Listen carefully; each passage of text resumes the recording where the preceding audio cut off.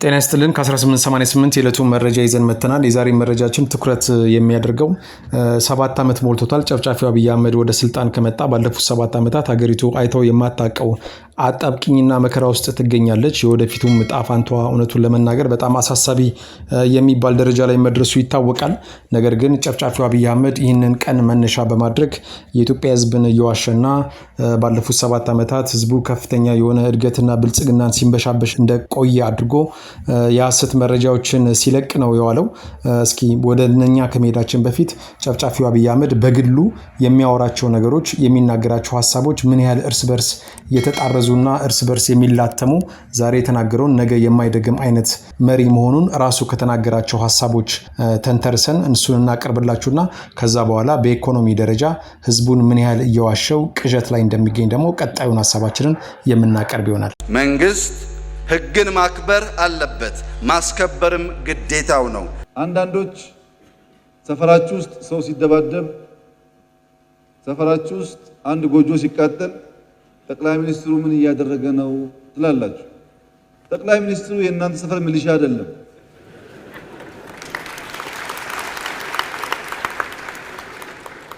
የመለመን ጸጋ አለኝ።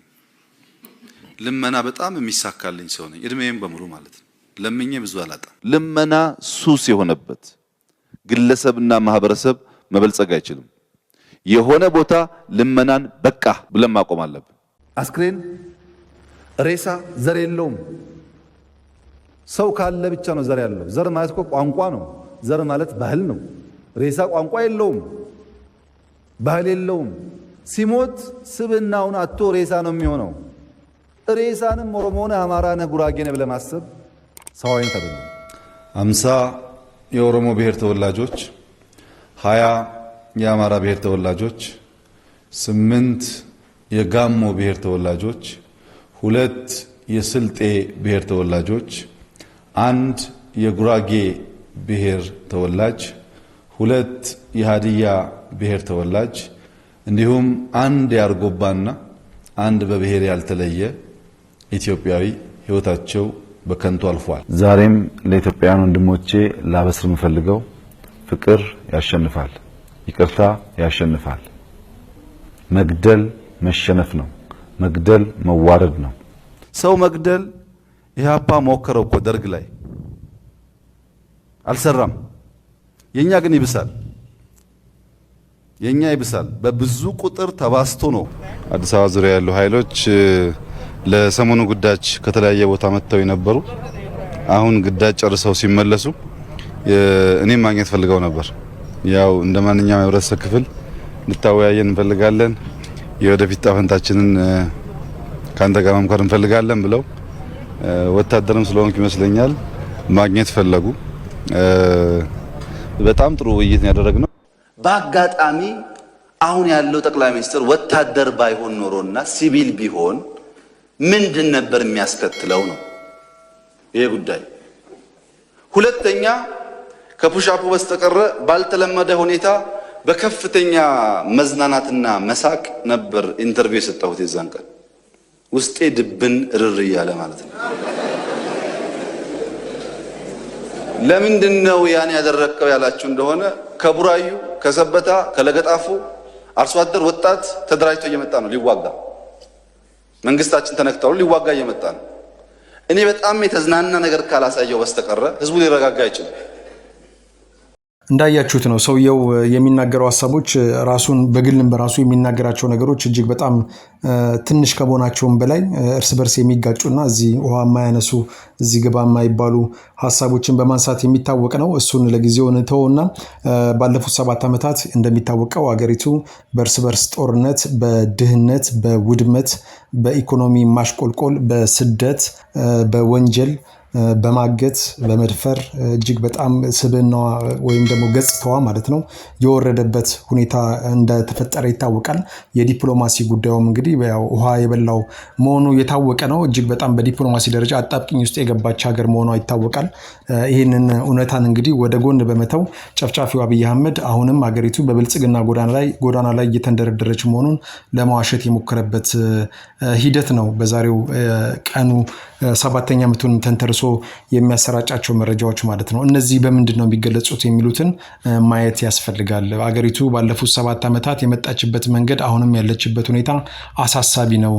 እየሄደችበት ያለው መንገድ ምናልባትም ወደ ገደል ሊከታት የሚችል ነው የሚባለው ዝም ብሎ ከመሬት ተነስቶ ሳይሆን ወይም በግምት ሳይሆን በኢኮኖሚ ትንታኔና በሳይንሳዊ ማብራሪያ ላይ የተንተራሰ መሆኑን ለማሳየት እንሞክራለን። እንደሚታወቀው የአንድ ሀገር ኢኮኖሚ የሚለካው ወይ ደግሞ የሀገር ኢኮኖሚ አድጓል ወይንም ችግር አለበት የሚባለው በሶስት መሰረታዊ ሀሳቦች ነው። የመጀመሪያው ጥቅል ኢኮኖሚ ነው ወይ ደግሞ ጥቅል ምርት ነው ወይ ጂዲፒ የምንለው በብሔራዊ ደረጃ አመታዊ ምርት አንዱ መገለጫው ነው። ሁለተኛው ደግሞ መሰረተ ልማት ነው። ሶስተኛው ደግሞ የሰው ሀብት ወይ ደግሞ የሰው ልማት ነው። አሁን ባለፉት 7 ዓመታት ከተመለከትነው ኢትዮጵያ በጥቅል ጂዲፒ የተወሰነ ደረጃ ማሻሻል ችላለች። ያ ማለት ያው ናቹራሊ ያው ትልቅም ሀገር ስለሆነ ጂዲፒ በየትኛውም ሀገር ሊጨምር ይችላል። የተወሰነ ጭማሪ አሳይቷል። ነገር ግን ፐር ካፒታል ኢንካም የምንለው ወይ ደግሞ በአመት ዜጎች የሚያገኙት የገቢ መጠን ግን እጅግ በጣም ድሃ ከሚባሉ ሀገሮች ተርታ የሚያሰልፋት መሆኑን መገንዘብ ያስፈልጋል። ኢትዮጵያ በአሁኑ ሰዓት ያላት ፐር ካፒታል ኢንካም $900 አካባቢ ነው። ይሄ እንግዲህ በጣም ትንሽ ከሚባሉት የዓለማችን ፐር ካፒታል ኢንካም ካላቸው ሀገራት ተርታ እንድትሰለፍ አድርጓታል። እንደነ ደቡብ ሱዳን እንደነ ብሩንዲ ከመሳሰሉት ሀገራት ጋር የምትወዳደር ወደዛ አካባቢ የምትሄድ ሀገር ነች። ይሄ የሚያሳየው ሀገሪቱ እጅግ በጣም በድህነት አረንቋ ውስጥ መኖሯን የሚያሳይ ነው። ስለዚህ ብዙ ጊዜ ብልጽግናዎች ጂዲፒያችን አደገ ብለው ነገር ግን ጂዲፒውን ማደጉን ከመግለጽ ባለፈ ወደ ፐር ካፒታል ኢንካም ሲመጡ አይታይም። ምክንያቱም ይፈሩታል። ፐር ካፒታል ኢንካሙ ከታየ ሀገሪቱ እጅግ በጣም በድህነት ማጥ ውስጥ መሆኗንና ችግር ውስጥ መሆኗን ስለሚያሳይ ማለት ነው። ሁለተኛው ደግሞ የሰው ሀብት ልማት ነው። የሰው ሀብት ልማት የተማረ የሰው ኃይል ምን ያህል ብቁ አድርጋለች፣ ትምህርት ከተማሩ በኋላ ስለስራው ወይ ደግሞ ለሚሰማሩበት ቦታ ምን ያህል አስተዋጽኦ አበርክተዋል የሚለው አንዱ መለኪያ ነው። እንደሚታወቀው ሀገሪቱ ግማሽ የሚሆኑ ዜጎቿ በአሁኑ ጊዜ ትምህርት ላይ የሉም ማለት ይቻላል። በአማራ ክልል ብቻ ወደ 7.5 ሚሊዮን ህዝብ ካለ ትምህርት ተቀምጦ ያለበት፣ በኦሮሚያም በደቡብም በየትኛውም አካባቢ ሲደማመር ከግማሽ አካባቢ ሊሆን የሚችል መማር ካለባቸው ወጣቶች ግማሽ አካባቢ ሊሆኑ የሚችሉ ወጣቶች ትምህርት አጥተው ቤታቸው ተቀምጠዋል ማለት ነው። ስለዚህ ይሄ ያልተማረ ኃይል ነገ በሀገሪቷ ላይ ምን ያህል አደገኛ አጣብቂኝ ሊያመጣ እንደሚችልም ከወዲሁ ከግምት ውስጥ ማስገባት ተገቢ ነው። ሌላኛው መሰረተ ልማት ነው። ሶስተኛው ማለት ነው። መሰረተ ልማት ደግሞ አንደኛው የኢኮኖሚ እድገት መገለጫ ነው፣ የመጨረሻው ማለት ነው። ጨፍጫፊው አብይ አህመድ ወደ ስልጣን ከመጣ ወዲህ የትኛውንም አይነት መሰረተ ልማት ጀምሮ የጨረሰው የለም። እንኳን ጀምሮ ሊጨርስ ቀርቶ ባለፈው በወያኔ ዘመንም የተጀመሩ የመሰረተ ልማት አውታሮችን መጨረስ አቅቶት ሲንደፋደፍና ሲንገጫገጭ እንደቆየ ሁላችንም ምስክሮች ነን። ለምሳሌ የህዳሴውን ግድብ ብንመለከት የህዳሴው ግድብ ወያኔ በወረደ ጊዜ እንኳን ወደ 70% ተጠናቆ የነበረ ቢሆንም አሁን ጨፍጫፊው አብይ አህመድ 7 ዓመት ተጠብቆ እሱን እንኳን መጨረስ አቅቶት ምን ያህል እየተንደፋደፈ እንዳለ ማየት ይቻላል። የማዳበሪያ ፋብሪካዎች፣ የአስፓልት ስራዎች፣ የትምህርት ቤቶች፣ የስኳር ፋብሪካዎች በሙሉ እንግዲህ ከተዘጉ እጅግ በጣም ቆይተዋል። ምንም አዲስ ሊፈጥር የሚችለው በመሰረተ ልማት አውታር እንደሌለ ከጨፍጫፊው አብይ አህመድ ያለፉት 7 ዓመታት እርግጠኛ መሆን ይቻላል። ለወደፊትም አዲስ የመሰረተ ልማት አውታር ይገነባል ወይም ደግሞ ያመጣልም ተብሎ አይጠበቅም። ስለዚህ ሶስቱን ስናያቸው በመሰረተ ልማት አውታርም ብናየው፣ በጂዲፒም ፐር ካፒታል ኢንካምም ብናየው፣ እንደዚሁም ደግሞ በሰው ሀብትም ብናየው ብልጽግና ባለፉት 7 ዓመታት ይሄ ነው የሚባል ነገር ያደረገው በቁጥር ሊገለጽ የሚችል ያደረገው ነገር የለም። እንዳውም ውድመትን ያመጣው እንዳውም ትምህርት ቤት የሚሄዱ ተማሪዎችን እንዳይማሩ አድርጓል። የተገነቡ መሰረተ ልማት አውታሮችን አውድሟል። ፋብሪካዎችን አቃጥሏል። ባለሀብቶችንም አባሯል። የውጭ ኢንቨስትመንትንም እዚህ ገባ የሚባል ደረጃ አገሪቷ ውስጥ እየተንቀሳቀሰ አይደለም ማለት ነው። ስለዚህ በዚህ ደረጃ ስንመለከተው ባለፉት 7 ዓመታት የኢትዮጵያ ዘመን ጨለማ ነው ማለት ነው። እኛ የምናወራው በሳይንስ ነው። በሳይንስ ከተወራ ደግሞ የራሱ ሰዎች ወይ ደግሞ የኢኮኖሚ ከፍተኛ አማካሪዎች ነን የሚሉት በሳይንስና በቁጥር ወደ ሚዲያ መጥተው ጉዳዩን ይሄ ነው ብለው በንጽጽር ማቅረብ ሲገባቸው እስካሁን ድረስ ዛሬ በነበረኝ መረጃ እነሱ እያወራ ያሉት ተደምረናል የሚል ወይ ደግሞ የመደመሩ ፍልስፍና እጅግ በጣም ትልቅ ለውጥ አምጥቷል በማለት በህዝቡ ላይ እየቀለዱበት የሚገኙበት ሁኔታ ነው ያለው። ስለዚህ ባለፉት 7 ዓመታት አገሪቱ እጅግ በጣም አደገኛ የሆነ ጊዜን አሳልፋለች።